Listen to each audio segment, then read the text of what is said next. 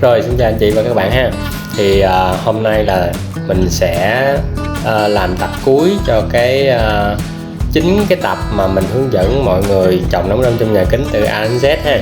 Thì hôm nay cái nội dung mình sẽ hướng dẫn mọi người cái cách nhận biết cái nấm nó đến giai đoạn mình có thể thu hoạch, và những cái lưu ý khi thu hoạch và cái cách bảo quản như thế nào, nấm qua đêm như thế nào để cho nấm nó vẫn giữ được cái độ tươi ngon mà nó không có bị nở hết mọi người.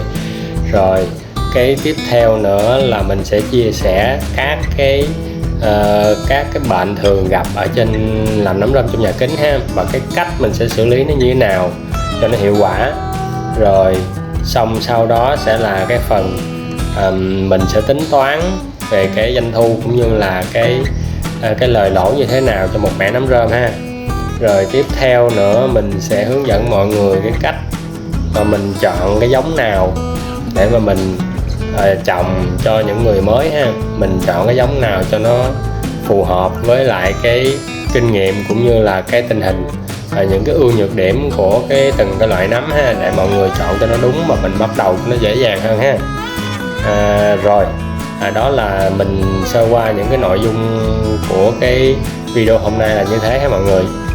Rồi thì đầu tiên á, mình sẽ làm thế nào để mình nhận biết được cái nấm mà mình đã đến lúc hái hay chưa ha mọi người. Thì đặc biệt là cái nấm truyền thống, cái nấm nhanh nở thì mình phải hái đúng thời điểm ha, tại vì mình đã hái mà nở quá thì mình sẽ không có bán, không có giá đâu nha mọi người. Cái cách nhận biết nó dễ lắm mọi người. Ví dụ như mình nhìn cái nấm mà nó cái đầu nấm nó mà nó hơi nhọn đầu là bắt đầu mọi người bẻ được rồi nha. Cái nấm đối với cái nấm mà nhanh nở thì cái quả thể nó không có to nha mọi người. Đó thì mình khi nào mà cái quả thể hình tròn thì mình chưa, nhưng mà tới cái quả thể mà cái đầu nó hơi nhọn đầu rồi đó thì mình hái vào thời điểm đó thì mình sẽ để được nó lâu hơn, nó nhìn nó ngon hơn và bán có giá hơn nha. Chứ mình để mà nó thêm nữa là khi mà nó nở ra rồi thì cái giá nó sẽ rất là thấp nha mọi người. Đó, cho nên mình chịu cực chút xíu. Nếu mà mình làm cái giống nhanh nở thì mình để chịu khó, mình để ý để mình hái cho nó kịp thời điểm nha mọi người, tránh mình để lâu quá thì nó sẽ dễ bị nở nha. Thường thì đối với cái nấm này thì mình hái khoảng 3 lần trên ngày mọi người. Sáng sớm tầm khoảng 4-5 giờ sáng, rồi buổi trưa thì khoảng tầm 10 giờ trưa, rồi buổi chiều thì khoảng tầm 3-4 giờ chiều mọi người. Mình hái tuyển những cái quả nào lớn thì bắt đầu mình hái cho lúc nó còn nấm búp nha, bán cho nó có giá hơn. Chứ mọi người để nở thì nó sẽ thương lái họ sẽ trả giá thấp lắm. Cái cách mà mình hái thì mình cũng để ý hái nhẹ nhàng thôi nha mọi người, tại mình làm trên giá thể là rơm đó, cho nên nếu mà mình làm mình làm mạnh tay quá thì nó sẽ bị động gốc những cái quả thể kế bên nha. Cái cách mình hái nó dễ hái thôi, và khi mà mình hái xong thì cái nấm mình rất là sạch, nó hầu như mình không phải làm gì hết, mình bán luôn đó mọi người. Đó, cho nên là mọi người lưu ý cái phần độ ẩm á, mình hạn chế, mình giảm ẩm trong cái giai đoạn mà nấm nó gần lớn, bắt đầu từ mọi người thấy mà nó bắt đầu từ ngón tay giữa trở đi, cái nấm nó to mà ngón tay giữa trở đi là bắt đầu mọi người giảm ẩm xuống nhiều nhất có thể nha. Mình sẽ bảo quản được lâu hơn, mẫu mã đẹp hơn và nó sẽ có giá trị hơn nha mọi người. Rồi về vấn đề mình thu đợt 2 ha, làm thế nào để thu đợt 2 thì nó đơn giản lắm mọi người. Khi mình hái xong hết rồi ha thì mình dọn những cái phần nào mà nấm nào mà nó bị héo hay là nấm nào nó bị hư gì đó thì mình hái ra, mình bỏ ra ngoài ha. Rồi xong sau đó mình tưới giống như mình tưới xả tơ vậy mọi người. Mình tưới mình dùng cái máy tưới mình tưới ha, tưới cho nó nhiều khá nước một xíu, tại vì trong cái giai đoạn mình hái mình không có tưới cho nên là nó khô nha. Đó, mình cứ tưới cho nó giống như cái giai đoạn mình xả tơ đó, mình tưới cái lượng nước cũng khá xíu. Rồi xong cứ thứ tự là mình cũng có thể thắp đèn đó, mình cứ thể thắp đèn lại như cái giai đoạn mình kích ghim vậy mọi người. Còn nếu mà mình quan sát mà mình thấy ghim nó khá là nhiều rồi thì mình không cần phải treo đèn cũng được. Đó, nói chung ra là tốt hơn thì mình treo đèn ha mọi người, để bắt đầu ghim mới nó hình thành. Rồi cái quy trình chăm sóc thì nó cũng như là làm lại từ đầu ha. Đó, mình cũng hạn chế cái vấn đề liên quan đến mình xịt những cái chất kích thích ha mọi người, tại vì trong cái khoảng thời gian đợt 2 nó cũng khá là nhanh. Sau vài ngày bắt đầu là nếu mà nó có ghim cũng nhanh hơn đợt 1 nha, nó xuất hiện ghim và nó quả thể nó lớn cũng nhanh. đó, rồi mình cứ lặp lại cái quy trình ha. Nhưng mọi người cứ tưởng tượng là mình tưới xong rồi là giống như mình mới xả tơi đó, mình cứ lặp lại, mình thắp đèn là mình bật độ ẩm lên ha, mình duy trì độ ẩm cho nó. Thì sau khoảng vài ngày, khoảng tầm 3-4 ngày gì đó, 3 ngày thì nó bắt đầu nó có ghim ha, nó có ghim xong rồi bắt đầu là nó sẽ có nấm con, mà nó cũng sẽ nấm nó cũng sẽ lớn như bình thường thôi mọi người, nhưng mà cái mật độ nấm lúc này nó sẽ ít đó, cho nên là mọi người cứ hái rồi xong rồi mình tiến hành mình dọn, mình chuẩn bị cho mẻ mới ha. Rồi tiếp theo mình sẽ hướng dẫn mọi người cái cách bảo quản nấm rơm ha. Vì một lý do nào đó mình không có bán liền được mà mình phải để lại qua đêm, hoặc là mình để từ sáng đến chiều hay gì đó, thì cái thời gian lâu như vậy thì nó làm sao để bảo quản được cho nó tươi và nó không có bị nở nha mọi người. Đó, nó vẫn giữ được tươi, và mình để vô tủ lạnh thì nó sẽ bị ướt nha, bị dũng nha. Đó, ở đây mọi người chuẩn bị cho mình một cái thùng xốp, đó, một cái bọc và một cái sọt nhựa ha, và một ít nước đá. Đó, thì mình sẽ hướng dẫn cho mọi người cái cách làm đơn giản luôn. Đó, mà cái nấm rơm của mình tuyệt đối là nó không có bị ướt nha. Đó, thì mọi người có thể yên tâm, mình có thể làm để qua đêm bình thường ha mọi người. Đó, thì trước hết á, là mình sẽ cho nước đá vào bên trong cái thùng xốp này ha. Đó, mình sẽ rải một lớp nó dày khoảng tối thiểu cũng khoảng 10 cm nha mọi người, tức là cỡ nửa gang tay mình á. Đó, nếu mọi người để ít quá thì nó sẽ bị chảy nước ra, rồi cái là nó không đủ lạnh nha, dẫn đến cái nấm mình nó bị nóng rồi nó sẽ bị nở hết nha mọi người. Đó, cho nên là mình nói kỹ cho này một xíu. Đó, rồi tiếp theo sau khi mà mọi người đổ cái lớp nước đá xong á, thì mình sẽ tìm một cái túi ni lông nha mọi người. Cái túi ni lông như nó to, bọc này là bọc 50 đó mọi người. Đó, bọc vải sách 50 nha. Đó, tức là cái đáy của nó rộng 50 cm đó mọi người. Mình để vô. Đó, lưu ý cái bước này nha, tại vì nếu mình không bỏ cái túi ni lông, cái bọc này vô là nó sẽ bị ướt hết luôn nha mọi người. Cái hơi lạnh nó lên, lạnh quá nhiều là nó cũng sẽ bị ướt. Đó, bước đơn giản vậy thôi nhưng mà mình thấy rất là hiệu quả nha. Mình cũng thử qua nhiều cách để mình bảo quản rồi, nhưng mà chỉ có cách này là hài lòng nhất thôi nha mọi người. Thậm chí tủ mát mình đưa vô nó vẫn không ổn nha. Rồi tiếp theo sau khi mà mình để cái bọc ni lông rồi phải không, thì mình sẽ cho cái sọt vô. Đó, mình phải làm tạo một cái khoảng thông thoáng khoảng 15-20 cm nha, không có sọt mình có cái gì mình kê lên cao cũng được nha mọi người. Đó, tầm 15-20 cm gì đó. Rồi ví dụ như đây cái rổ nấm rơm mình nè, mình để lên. Đó, cứ để lên cái rổ nha, đừng lấy cái thau nha mọi người, phải bắt buộc là cái rổ và nó có lỗ nha, để nó thông thoáng cái hơi lạnh đối lưu ở trong cái thùng xốp này nha. Đó, thế thôi, đơn giản thế thôi, mọi người đậy nắp lại. Đó, thậm chí mình để một ngày, hoặc mình thậm chí có lúc mình để lâu hơn, tùy vào cái lượng nước đá và cái lượng nấm nha, thì mình sẽ bảo quản được nó. Tiếp theo mình sẽ tóm tắt sơ lược qua ha những cái doanh thu cũng như chi phí cho cái mẻ nấm này ha mọi người. Thì về cái doanh thu á, thì tổng 2 đợt thì trung bình mình thu khoảng tầm 60 kg nấm nha mọi người. Đó, thì tùy vào cái giá nấm ở mỗi cái địa phương khác nhau thì mọi người cứ nhân ra ha. Ví dụ như ở đây mình ví dụ là mình giá của mình thị trường của mình đang bán đây là 75.000 một ký nha mọi người. Đó, rồi về chi phí thì tiền rơm đúng không? Rơm trước, rơm mình sử dụng 21 cuộn rơm nha mọi người. Thì giá mà mình đang mua hiện tại là 25.000 một cuộn nha mọi người. 25.000 một cuộn là khoảng 16-17 kg á. Rồi tiếp theo là meo giống, men trắng và dinh dưỡng. Rồi tiếp theo sẽ là vôi ha, vôi nóng mình ngâm rơm á mọi người, là 25 kg ha.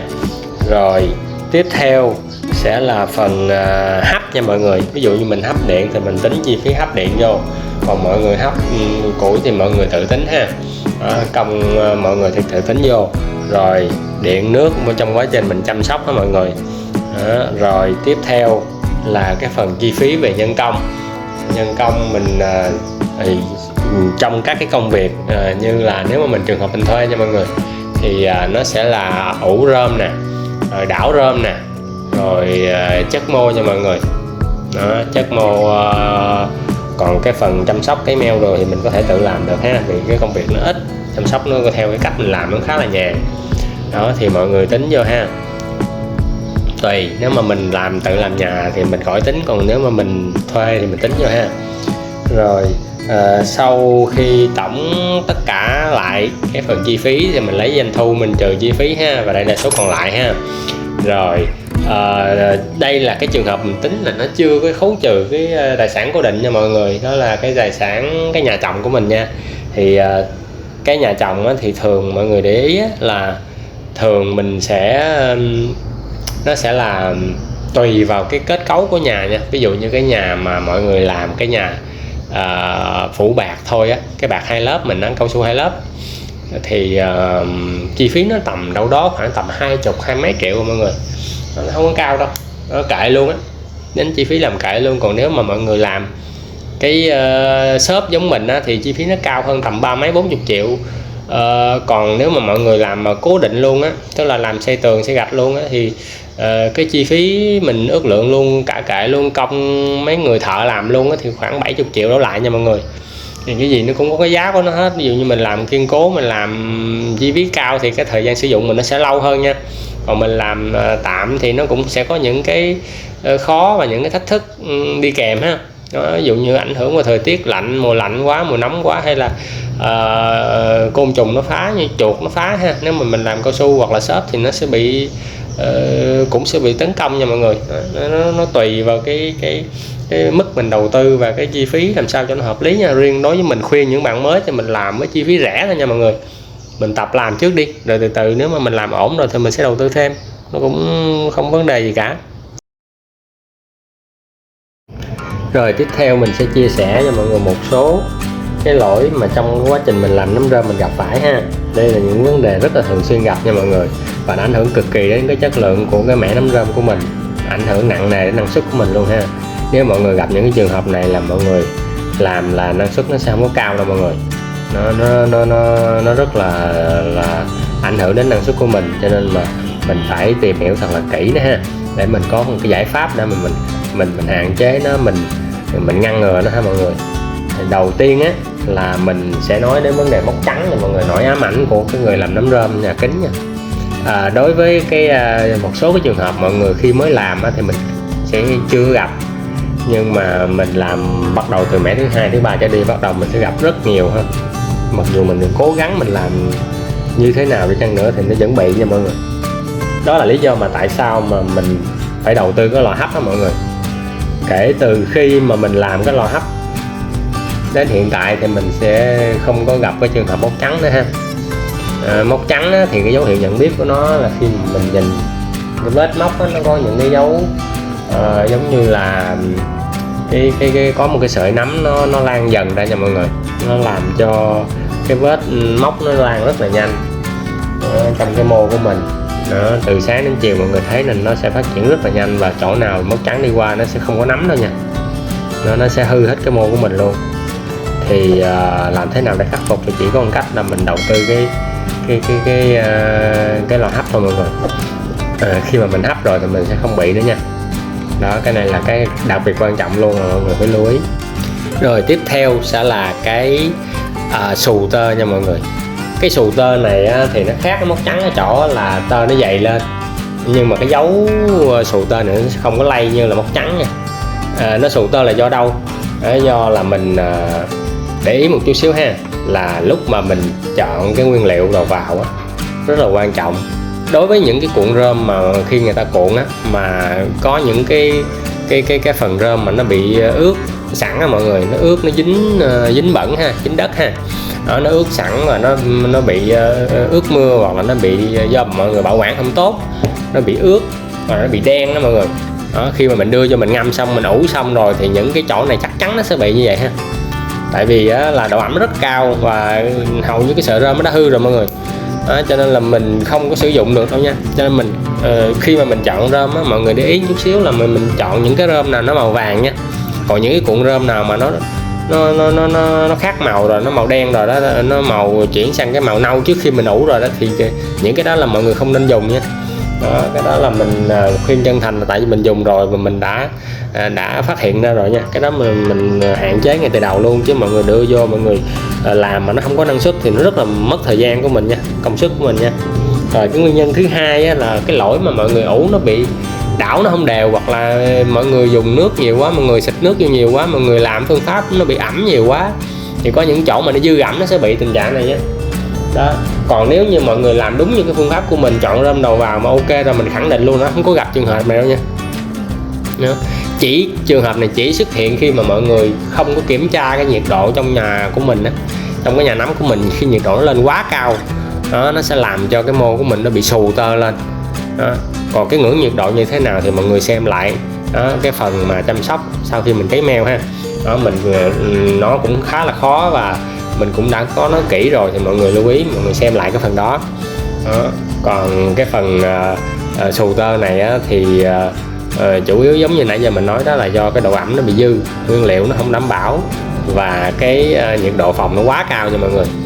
Đó, thì những cái đó mọi người rút kinh nghiệm ha, để mình phòng tránh cái trường hợp này. Rồi tiếp theo sẽ là trường hợp về nấm dại ha. Thì mọi người không có định nghĩa về cái phân tích một cái rõ ràng về cái vấn đề này. Mọi người cứ hay nói là nấm dại, nhưng mà thật ra là nó khác nhau nha mọi người. Cái nấm này á, là mình gọi là nấm gió nha.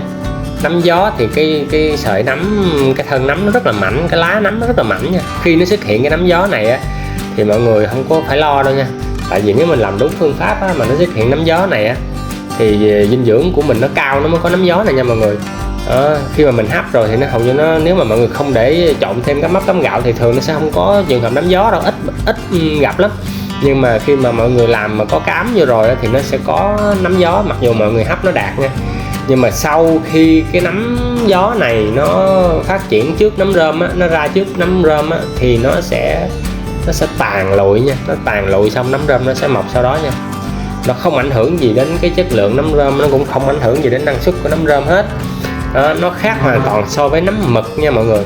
Cái nấm mực á, là cái nấm mà khi mà nó mọc lên á, nó phát triển lên á, là khi mà một thời gian nó sẽ nhầy ra, cái thân nó nhầy ra, cái màu nó đen y xì như là màu mực chứ đó mọi người.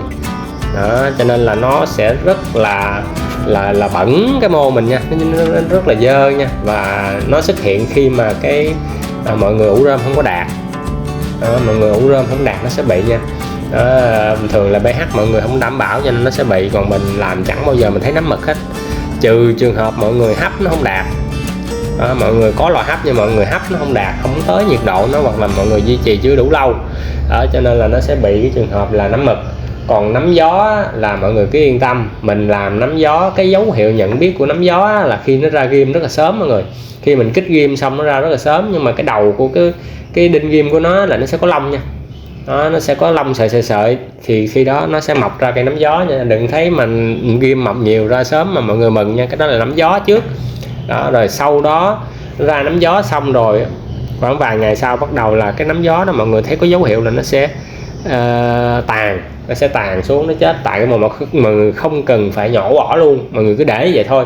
Đó, thì nấm rơm mình bắt đầu nó sẽ mọc ra đinh ghim, và nó sẽ cái lúc này cái đinh ghim mọi người quan sát kỹ cái đỉnh đinh ghim nó sẽ không có bị nó không có lông nha.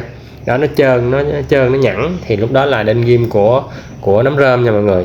Đó, cho nên mình hiểu rõ cái vấn đề này để mình không có bị rối nha, không có bị bất ngờ khi mà mình thấy những cái trường hợp mà khi mà nó xuất hiện nấm dại trên cái mô của mình ha, mọi người yên tâm ha. Rồi tiếp theo sẽ là phần con mạc ha, rất là khó chịu khi mà mình phải hái nấm rơm mà mình gặp nó ha mọi người. Nếu như trường hợp mà mọi người hấp rơm mà đạt đủ nhiệt độ thì con mạc này xuất hiện trễ nha. Nó xuất hiện trễ lắm, khi mà mình hái đợt đầu tiên thì nó rất là ít. Đó, còn mọi người làm mà bị mạc nhiều là do mình hấp nó chưa đạt á, cho nên là nó sẽ phát sinh con mạc này sớm nha. Đó, thì mình hạn chế, mình không có dùng những cái loại thuốc. Mọi người có những người họ sử dụng thuốc, họ rải mô nha mọi người, như đặc tính của nó giống như thuốc sâu vậy đó, nhưng mà mình không có dùng. Thì nói chung ra nó có thì mình xử lý đơn giản thôi. Ví dụ như bây giờ mọi người mua cái chai sáp pheo này ha.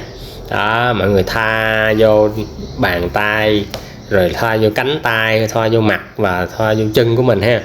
Đó, rồi mình xịt ít vô cái quần áo trước khi mình bước vào cái phòng.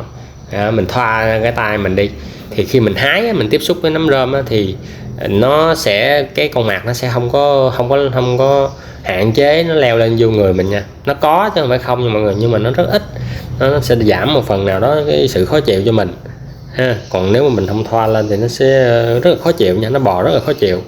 Đó, thì đây là cái mẹo nhỏ để mà giúp mọi người một phần nào cải thiện cái vấn đề này một cách đơn giản nhất ha, mà nó lại an toàn cho người sử dụng, tránh trường hợp mình sử dụng thuốc hóa học. Tiếp theo là cái lỗi mà nó không ra nấm nha mọi người.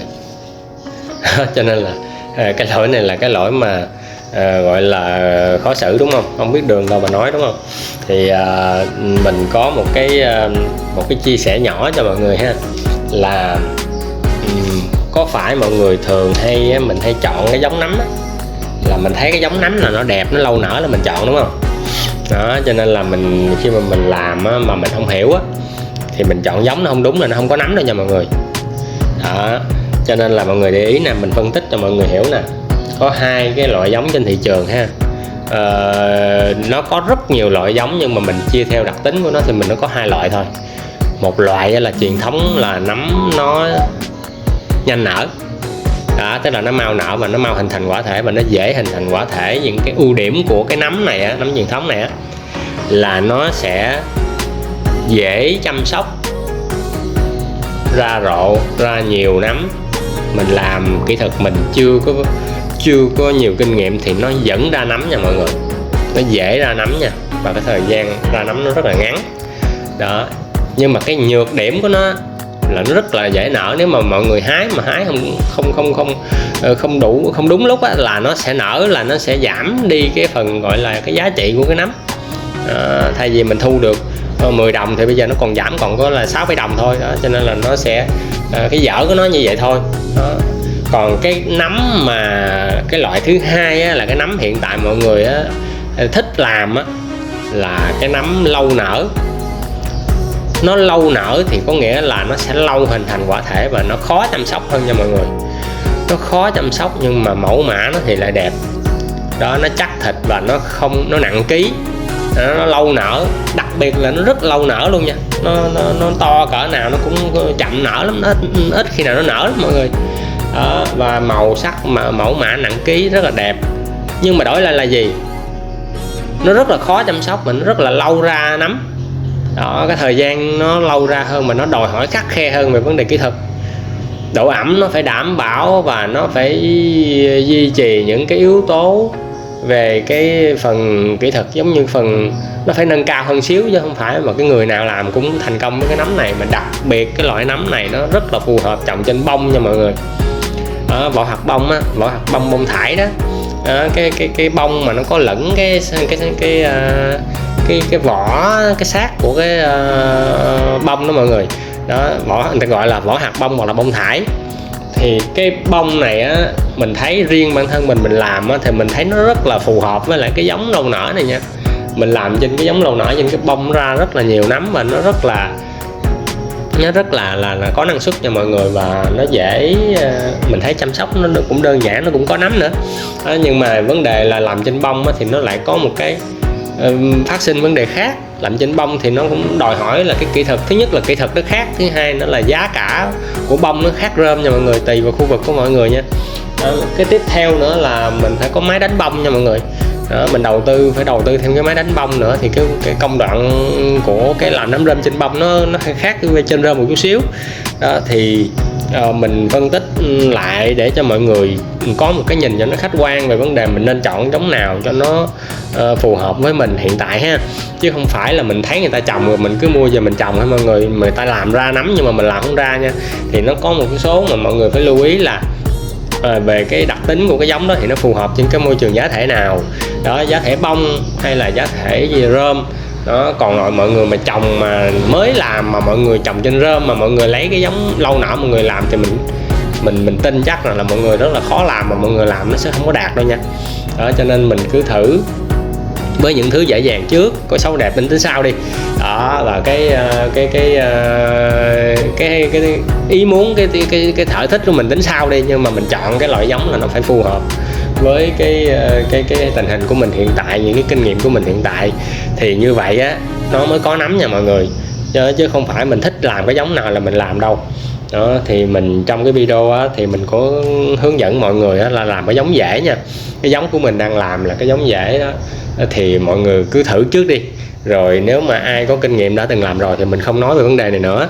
Còn những ai mà mới làm thì mình khuyên mọi người ha, chọn giống cho nó đúng đó, và cái chu kỳ thời gian chăm sóc nó cũng khớp với lại cái hướng dẫn của mình ha. Đó thì mọi người lưu ý cái chỗ này để mà mình có sự lựa chọn cho nó đúng ha mọi người. Như vậy là mình đã chia sẻ tất cả các nội dung của cái tập cuối ha. Mình hy vọng là cái danh sách hướng dẫn chọn bộ trồng nấm rơm trong nhà kính từ A đến Z này sẽ giúp cho mọi người trong cái công việc của mọi người ha. Cảm ơn mọi người rất là nhiều đã đồng hành cùng với mình qua 9 tập. Thì các bạn nhớ đăng ký kênh ha, để mà mình nhận được những cái video mới nhất mà sắp tới mình sẽ chia sẻ tiếp tục cho mọi người về nấm rơm cũng như là nấm bào ngư ha. Mình sẽ tổng hợp tất cả những cái vật tư thiết bị mà mình sử dụng trong cái quá trình mình làm ở dưới phần bình luận ha mọi người, thì mọi người có thể xem qua để mình tham khảo. Cảm ơn mọi người rất nhiều ha, chúc mọi người sẽ làm nấm rơm thật là năng suất cao ha, và lợi nhuận thật là nhiều ha. Rồi bye bye mọi người.